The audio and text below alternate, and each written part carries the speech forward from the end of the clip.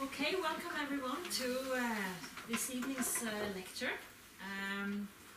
We are very, very pleased tonight to have with us Dimitris Chryssochoou, who is from Athens and works in Athens now as a professor of theory and institutions of European integration at Panteion. But I have heard that you are on your way elsewhere. You can say more about that if you like.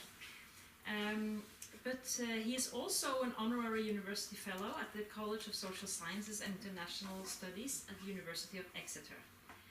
He has previously worked at the University of Crete and held visiting positions in many British universities as well as Columbia, Geneva, Oslo, Catania, and Aegean universities, and it is actually because of his Oslo connection that I knew about him and invited him here just to strengthen this link between also between social sciences in Athens and Oslo, and also that this is also an area that we would like to put more emphasis on here at the Norwegian Institute, because it is a research institute open for all disciplines, of course, even if our main emphasis is on studies of the ancient world. And so this is why this is a particular pleasure to invite you here today. Dimitris has also been the national coordinator of the Council of Europe's program Education for Democratic Citizenship and Human Rights Education at the Hellenic Ministry of National Education and Religious Affairs. And he has been a member of the governing board of the Hellenic Foundation for Culture. His books include Theorizing European Integration, A Republic of Europeans, Civic Potential in a Liberal Milieu, and Democracy in the European Union. And just also here is a recent book in Greek, Theoria tes Europaikis Enopoiesis. My pronunciation of Greek isn't always very good. I couldn't say it in Norwegian. So yes, which came in 2015. And we look forward to your lecture. Well, thank you very much, Jørgen. First of all, allow me to express my warmest thanks to the Norwegian Institute at Athens for the kind invitation. I am deeply honored, as I am delighted to be here. And I had the privilege of visiting Norway in the distant and near past. And I have felt the warmth and civility of its people. And I can assure you that the same applies to our hosts today, and I am most grateful for this.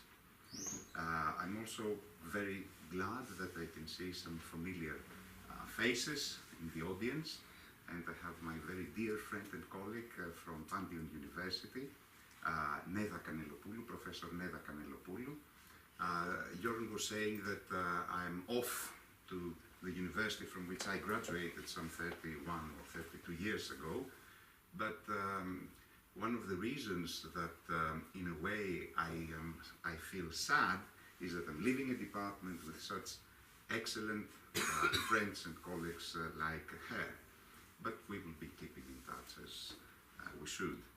Now, in offering a general view of what follows, let me reverse the question that was posed by an American international relations scholar, Ruggie, some 40 years ago.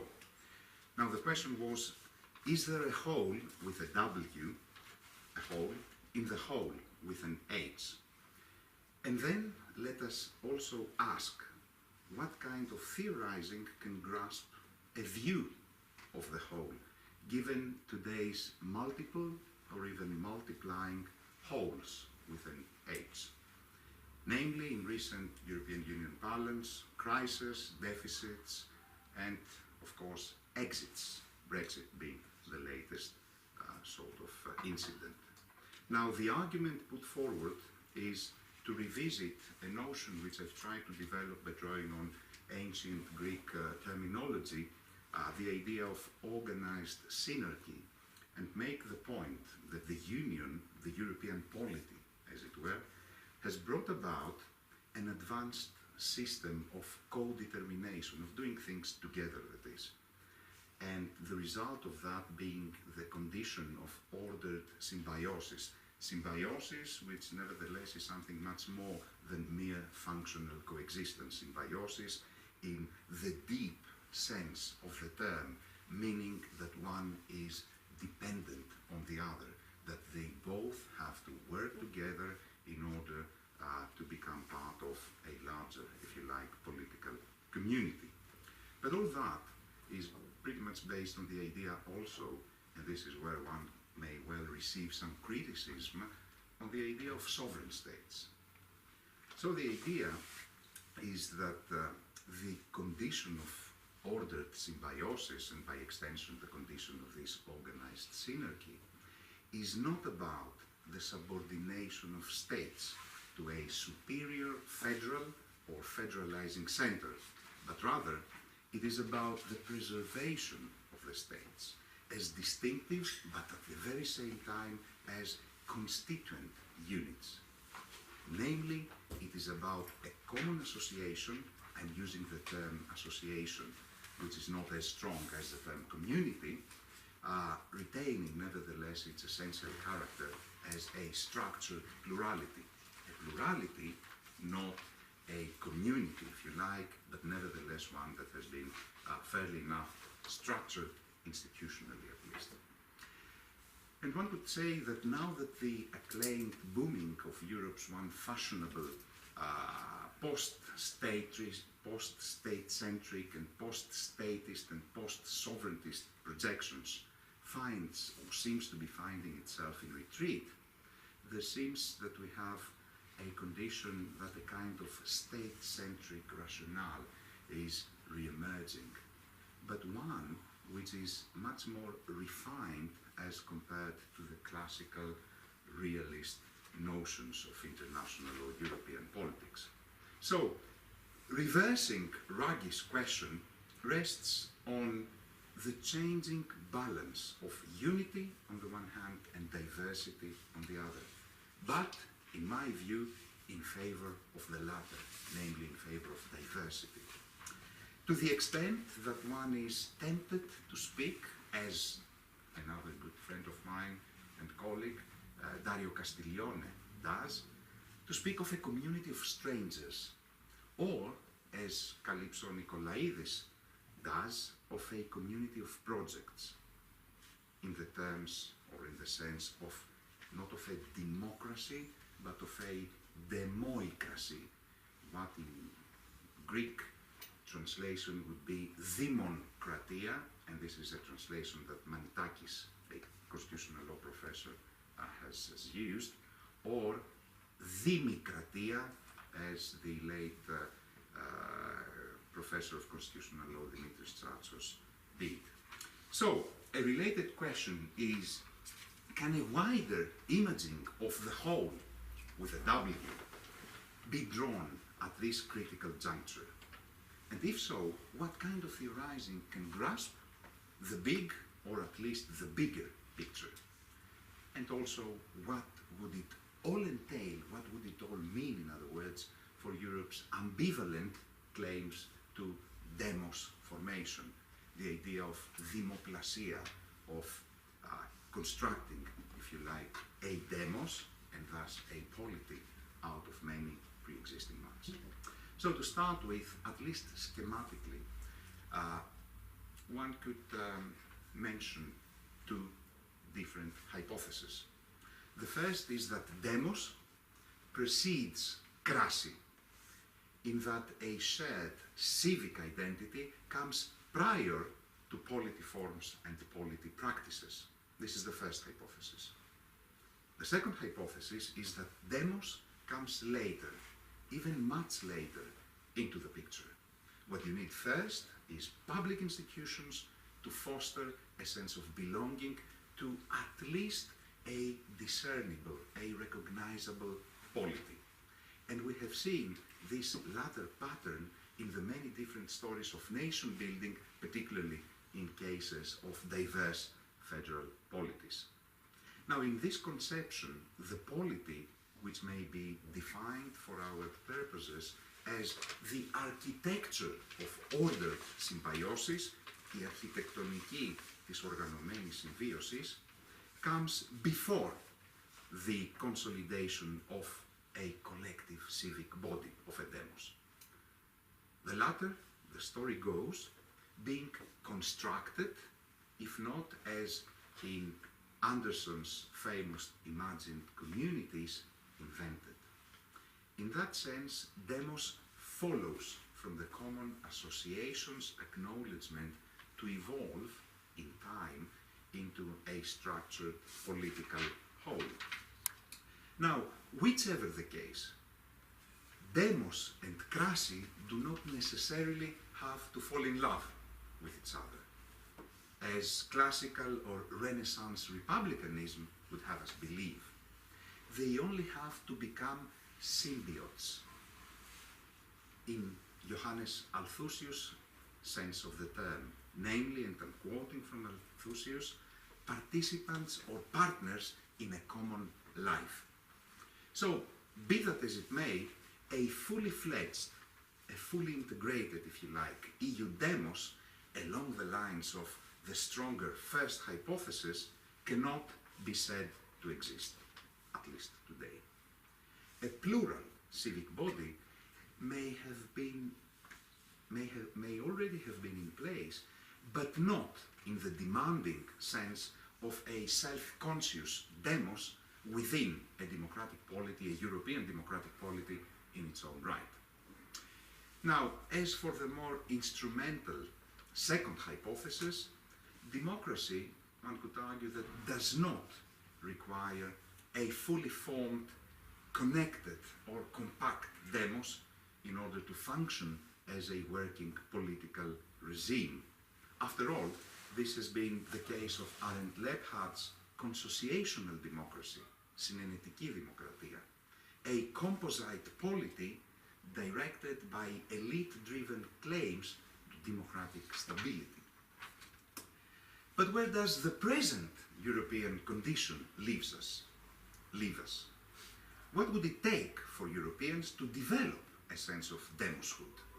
How, in other words, to transform the Union, wherever situated in the federal-confederal, polity organization, or demos-demoi axis, into a civic community of free and equals. Now, a first point to make is that democracy, defined by Dimitris Chryssochoou as, and I'm quoting, an honest deduction of power to the will of the people, shapes the political constitution of public life in ways which reflect and also address the concerns, τα μελήματα in Greek, the concerns of the demos. And in this sense, respect for liberty, civic inclusion, and a sense of personal responsibility towards the Republic, but also towards fellow citizens' concerns, have long been defined as democracy's defining properties.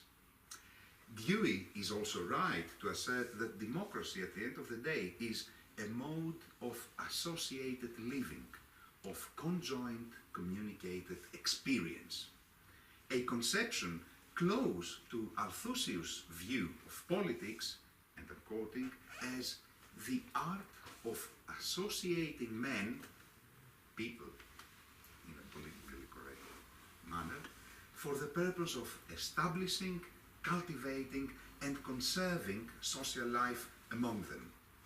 Whence, he says, it is called symbiotics. Symbiotics, it sounds like antibiotics, but symbiotics is a very interesting term. In Greek, it may well be translated as symbiotiki, as hermeneutics can be translated as hermeneutiki, and so on. So hence this wonderful word symbiotics, or at least in English with its connotations of the Greek language. But what of Europe's hybrid, synthetic, composite polity construct? Now, crucial as the embodiment of democratic norms in its own common working arrangements may be, it does not require a radical reordering of pre-existing structures and cultures, or for that matter, a loss of democratic autonomy on the part of the component states. Rather, it necessitates a kind of what we described as a structured plurality of diverse, but at the very same time, constituent publics within what might be called a Republic of Europeans. Not a European Republic along the lines of a federal political system, but a Republic of Europeans and, of course, a Republic for Europeans. Now, a related concern to the above is how to move from a European polity which approximates the type of association termed organized synergy to one founded on the public virtues and on the normative qualities of a republic which rests on Skinner's neo-Roman view of the free state, or the free civitas, the civitas libera, or on Philip Petit's neo-republican conception of freedom as non-domination. Now, permitting, as Bauman has argued, multiple forms of political membership, but also overlapping sides of poor sovereignty. Now, what is amazing about this idea of Philip Petit's freedom as non-domination? He argues something which is very, very important as far as negative freedom or negative liberty is concerned. If there is a kind of absence of interference, this does not say much about the quality of being free or of being at liberty. What is important, and it has a strong psychological connotation, is that one does not have the possibility of interfering. So it is not just the idea, as Isaiah Berlin said, of being free so far as someone is not actually interfering in my own sphere of freedom, but if he or she or the state or whichever public institution or private organization does not have the possibility of doing so. And this is an extremely demanding and qualitative kind of different conception of freedom. But I think it is very valuable, not only to this analysis, but more generally. So, a sense of plural demoshood is thus needed along the lines of polity shapes, polity terms, like, for instance, Tsatsos sympolity, symbolitia in Greek, Dobson's multipolity, polypolitia, I guess, in Greek, or Neil McCormick's mixed commonwealth, micti kinopolitia. At best, a res publica composita, a composite republic. At least a kind of plural demos out of many. Or, as we argued before in Nicolaidis' term, a democracy predicated, as she writes, on the mutual recognition, confrontation, and ever more demanding sharing of our respective and at the same time separate identities, not on their merger. Or perhaps, from Paul Taylor's optic, a kind of symbiotic consociation, ένα συμβιωτικό συνενετικό σύστημα composed of sovereignty conscious states, but with a propensity to forming in time a more congruent union. Now, this multivariate view of EU demos refers to a plurality of diverse but politically connected citizens, not to a mystical or self-invented community of fate. It is attuned to a consensual union among highly interactive, even constitutionally entangled polities, which nevertheless preserve their own sense of identity, while at the same time retaining a key role in managing their common association.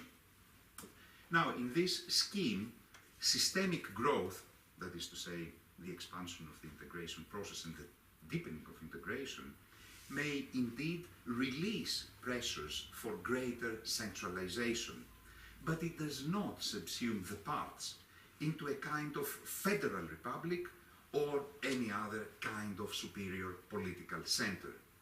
Although this may be an indication, even a conviction, of states adjusting to the terms of their own common association, the essential rules in their own domestic orders are, to quote again from Paul Taylor, refashioned but not fundamentally altered.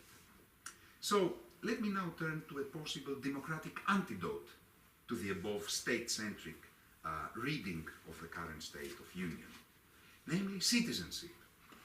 Now, citizenship is an institution which allows, as Richard Bellamy has asserted, to shape and sustain the collective life in the community, offering, as it were, a shared sense of what the ancient Roman scholar Titus Livius called caritas rei publicae, η αγάπη για τα δημόσια πράγματα, a caring for all things public, or, in Maurizio Viroli's words, a charitable love of the Republic, sustained, as he also notes, by acts of service and care for the common good. But all this has to be adjusted to a polity like the European polity, which is of course made up of pre-existing and still sovereign, at least from mainstream constitutional theory point of view, the moi. Now, the term, the idea of this caritas towards the Republic translates into one's own commitment towards the free polity, within which, as Viroli says again, no one is forced to serve and no one is allowed to dominate. In this sense, it offers a kind of civic-minded response to the persistence of the res privata and its self-motivated account of politics. Because politics, as Haywood rightly reminds us, politics literally means what concerns the polis. Politics is about ways of sustaining our symbiosis, ways in which we, as guardians of our own freedom, both individual and public, are called upon to perform our civic duties with a view to promoting at least some commonly shared values, but also forms of rule. Hence, I would argue, politics as that which affects the direction of the polis, at the end of the day, if you like, as the very soul of commonly shared and commonly shaped lives.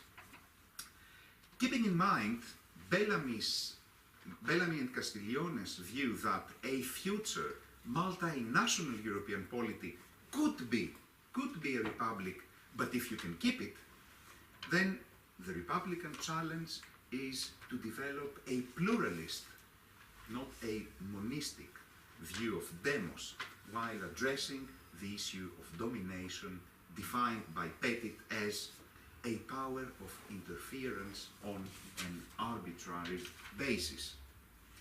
And although Europe is far from being expected to produce a single, or for that matter, an undifferentiated demos on the basis that its legitimacy sources spring from multiple loyalties, drawn in turn from a plurality of democratic publics, a notion of civic plurality, to borrow from Avnon and Benziman, may well signal a plausible democratic route, translating into the idea of many peoples, one demos, but many peoples. Thus also Honohan's and other political theorists writing on republicanism, pluralist republican idea of a public, namely a civic design that holds the promise of diverse demoi, steering, however, their association together. But then again, what of a more pragmatic imaging of today's union? Now, it is fair to say that despite the decade-old, what we were discussing before, Lisbon reforms, the Union has preserved a balance of sovereignty and integration through this state of co-determination along the lines of an organized synergy. And my understanding is that this is key to acknowledging the changing norms, but also conditions, conventions and cultures of Westphalia, without, however, ascribing to their complete transmutation. It is also key to taking stock of the reality that sovereignty may no longer be taken as an absolute given or as, which is the classical definition, supreme authority, but also it cannot be convincingly detached from the parts, namely from the states, the nation states themselves. Rather, the whole process that I'm trying to describe is about strengthening the states through, not despite, their participation in a polity building exercise which enhances their shared capacity to combine skills, resources, and of course, authority. And although expectations for deeper integration seem to be rather limited today, perhaps with the exception of Emmanuel Macron's reformist agenda, new sovereignty restrictions, and this is very interesting, are due to states' own political choices. For instance, being part of EMU entails a considerable loss of conventionally understood sovereignty. But this is something that the states themselves have agreed to. Another question is whether organized synarchy, defined as it were before as the ordered symbiosis of co-determined sovereignties, is a more permanent condition, if not indeed a mirroring of what the end state of union might look like, or whether it is yet another passing reflection of an already evolving state of play. Now, although arguments can be made for both takes, the transition from sovereignty to synarchy seems to confirm states' disposition to transcending some of the traditional attributes of sovereignty, most notably the right to be involved in their partner's own domestic affairs. And this is, after all, integration's greatest cultural, I would argue, rather than merely legal or even institutional achievement. And it is also an indication that Europe's future polity design will refer less to the subordination of states to a superior center and more to their preservation as distinctive but constituent units. And let me now explain. Distinctive in terms of retaining their essential state qualities, and constituent in terms of reaching higher levels of ordered symbiosis. So, organized synarchy seems to be capturing this dialectic of a plurality of co-determining units which have agreed by consensual forms to extend the sharing of authority and also to construct a new form of unity, but also a new form of unit as well. It is a structured association based on a post-state centric, not necessarily post-statist condition, but with a kind of transcendental quality, namely sovereignty's emancipation, freeing, if you like, from the attribute of states as being the sole masters of their own affairs. Thus, the present state of integration as an end state, which signals a move towards an ordered whole in which the parts are not losing their soul as polities in their own right. Now, the key issue here is how to keep it all together, to keep it as a whole, given its heterogeneity, lately, as we saw, even in public values. Hungary and Poland's arbitrary take on the rule of law is but a reflection, an expression, which is of it, of this phenomenon, the divergence, that is to say, in public values, but nevertheless a phenomenon that is quite detrimental to Europe's own civic credentials. But perhaps this is not all there is to it. For the Union is now part both of states and citizens' everyday life and everyday parlance. And this, in my view, is an accomplishment in its own right, as well as an indication in states' general dispositions that, for all their differences, they are perfectly aware of their collective predicament, namely that more is to be achieved by joining forces rather than by acting alone. So the Union may not, in the end, develop into a federal or federalizing order. It may still lack its own constitution, being, as Ericsson noted, a polity without a nation and without a state. But as Dario Castiglione has written, the solution may lie more in imagining how an interlocking political space may need interlocking systems of trust, solidarity and allegiance, something of course which takes us far away from classical conceptions of nation building and how the genesis, if you like, of the nation state was brought about. And let me come to a close.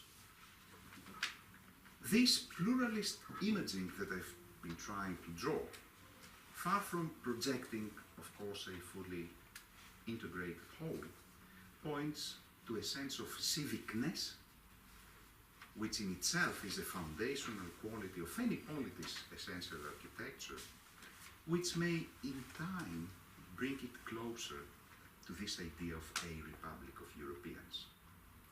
As Richard Bellamy has tellingly noted, Europe long ceased to be holy, but its future may be Roman.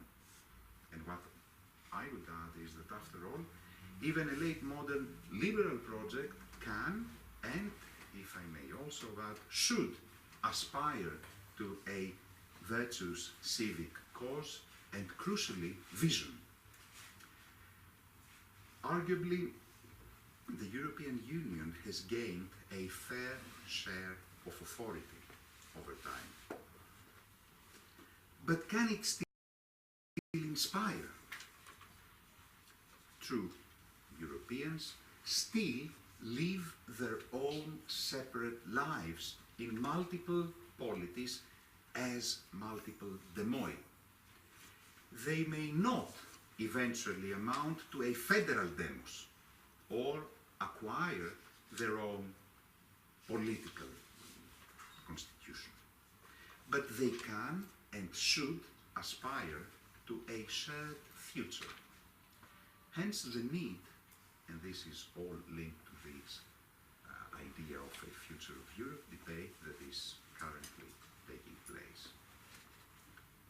Hence the need for a civic strategy to unite, not unify, Europeans, whose caritas, προσφορά, towards their common association and towards fellow citizens respects their own diversity and at the same time invites them to lead their lives as symbiotes with freedom.